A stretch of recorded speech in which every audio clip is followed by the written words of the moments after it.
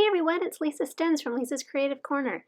This month, the creative design team is focusing on stamping on layouts. I have this really cute baby picture of my daughter that I wanted to highlight on a single page layout. I had pulled out my Love of Color Volume 2 book the other day and found this really sweet layout that I thought would be perfect, so I decided to use it as inspiration. I knew I was going to want to use a white background, but I also wanted to add a little bit of a pattern. So I pulled out the July-August mix-in paper packet and tried to find a color and pattern that I thought might work well with this photo. And I ended up deciding to use the peach colored soft pattern background just because I thought it added a little bit of texture without pulling too much away from the photo. So I used a piece of Sapphire cardstock and matted a smaller piece of white daisy and created a bit of a border. Now that I knew what my base was going to look like, I wanted to pull out a bunch of stamp sets that I was going to use. After all, this is all about stamping on our layouts, right? So I actually pulled out 5 stamp sets. You might not realize that I used that many on this layout, but I did. And so I have a couple of older stamp sets and 3 new stamp sets from the upcoming core catalog that will be going live on September 1st. And I will list all of the names of these stamp sets with links down below. Links to the brand new stamp sets won't go live until September 1st, however. The first thing that I wanted to do was to draw a very light pencil line around my photo so that I knew exactly where the photo was going to be, so I knew where to put my stamping. I started off with this great brand new stamp set called Perfectly Imperfect Patterns, and it is exactly what it's titled. It's Perfectly Imperfect Patterns, and I wanted to have a little bit of splash color on, and I was going to initially use watercolors, and I thought this would be way easier, way faster, and much less messy, and it actually was, and it turned out great. So that was what I started with for my base for my stamping. Next, I pulled out this really cute stamp set called Doodle Florals, and this is what I used to start stamping the stems and the leaves all around the edges of where the photo was going to go. So I started out with New England Ivy and stamped a couple of these little leaves around the edge. Next, I pulled out some of the sprigs from the Mary Border stamp set and used sage ink to stamp a few of these around the edges. And periodically, as I'm stamping these leaves and these sprigs around the edges, I like to hold my photo up just to see how it's working for placement. Next, I pulled out a brand new color called Rosemary that's going to be available on September 1st.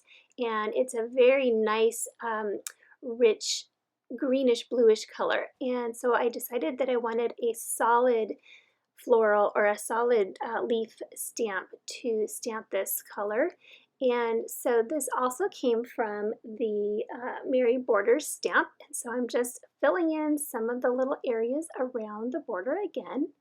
And now I'm filling in some more areas with this little floral stamp that came from the Doodle Floral stamp set, and I'm stamping this one in sage. After I placed the photo on top again to see kind of how the placement's working out, I realized that I needed a little bit more of the pinky color around the edges. So I pulled out the Perfectly Imperfect pattern stamp set again and added a few more splotches of the pink around the edges. And then I added a few more sprigs in New England Ivy where I felt like it needed a little bit more of a darker color. And I think at this point I'm getting pretty close to being happy with all of the leaves that I've stamped. Next, I wanted to add a little bit of dimension around the photo. So I die cut some of these images that are from the Flower Market and the Serenity Cricut collections on my Cricut machine from some New England Ivy and some sage cardstock. And I'm just kind of laying them out right now, trying to figure out where I want them and which patterns and which colors I wanted in what areas. And once I figure out where I want everything, I'm going to go ahead and adhere them.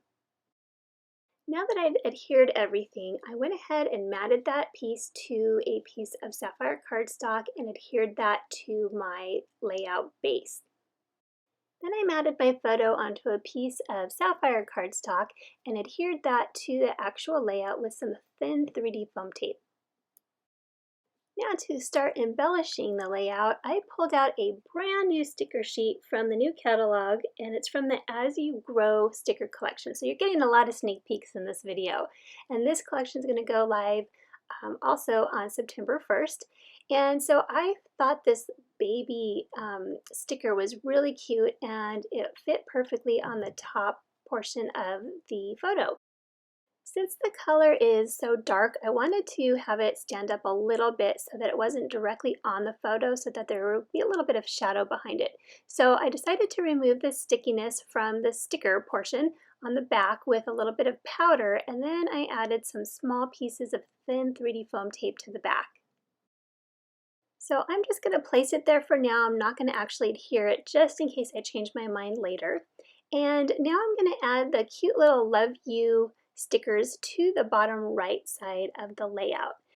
I found that using a piece of washi tape to hold letters together that are not stuck together. So you can see like the word baby is script, so it's all one piece. The word love they're all separate letters. So to keep them lined up, I found that using a piece of washi tape to hold it really helped to keep them in place and help keep them lined up.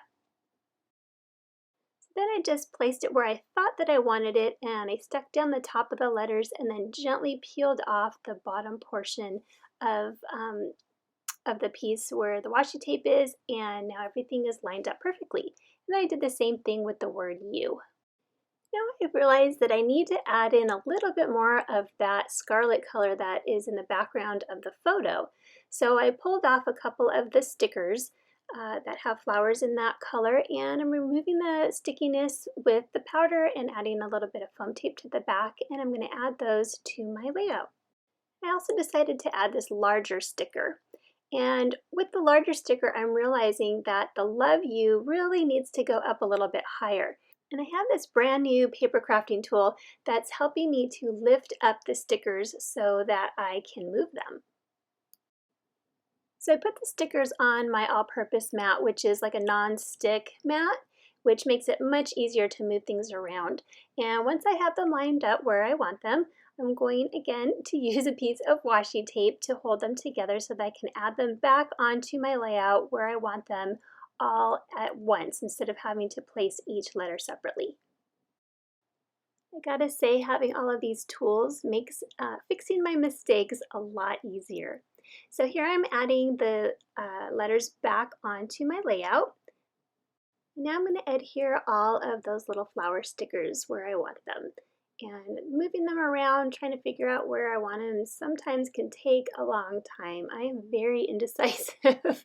So I went ahead and put those, I just wanted to create a little bit of a cluster. So I went ahead and created the little cluster on the bottom left side of the Love You. And I think I want to balance it out on the right side with that smaller scarlet flower.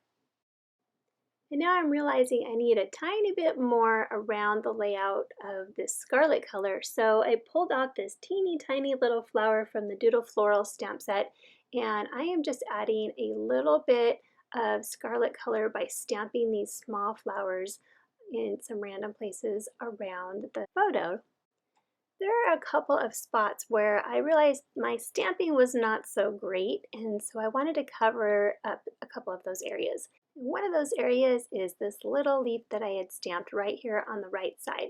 So I decided to use the new Love Story scrapbooking stamp set and die cut a little, almost like a little index card or like a little piece of paper. It's really cute.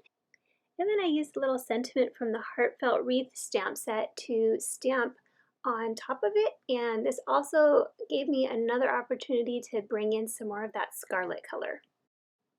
So now I'm going to take that little piece and tuck it in behind the corner of the photo, and I get to cover up that little stamped mistake that I made. And I'm going to use this little butterfly that was also on the sticker sheet from the As You Grow collection. Now that I'm comfortable with the placement of all of the embellishments, I'm going to go ahead and adhere the word baby to the actual photo. Now I realize this little flower on the bottom right, this little mulberry flower, is the only thing on the page with that color. So I decided to pull another one of the stickers from the sticker sheet and add it to the upper left corner so that I can bring in a little bit more of that mulberry color to balance it out. And now we have a nice visual triangle that really balances out the layout. And now that my layout's almost done, I realized that I never erased the original pencil lines that I created. So now I'm going back and trying to squeeze into those little spaces and erase any of those pencil lines that still show. So as a good reminder, if you do use a pencil to trace where your photo is going to go, once you're done with your stamping, erase those lines. And now I'm realizing I want a little bit more of the splattered pink on the bottom left and a couple spots on the layout. So I actually found another splatter that was on the Love Story Scrapbooking stamp set that matched the other one really well. So I'm just using this little tiny one to add a couple more splatters to bring in a little bit more of the pink. And that actually completed my layout, and I think it turned out really cute and very, very sweet. I love this picture of my daughter, and I love that I was able to use so many different stamp sets to stamp on my layout, but also use stickers and other things to balance it out. I hope my project inspires you to do some stamping on your scrapbooking layouts. Don't forget to check out the other design team members' projects as well. I have links to each one of their videos down below. Tune in tomorrow to see Katie's great layout. It's going to be awesome as it always is. Thanks so much for watching, and we'll see you next time. Bye-bye.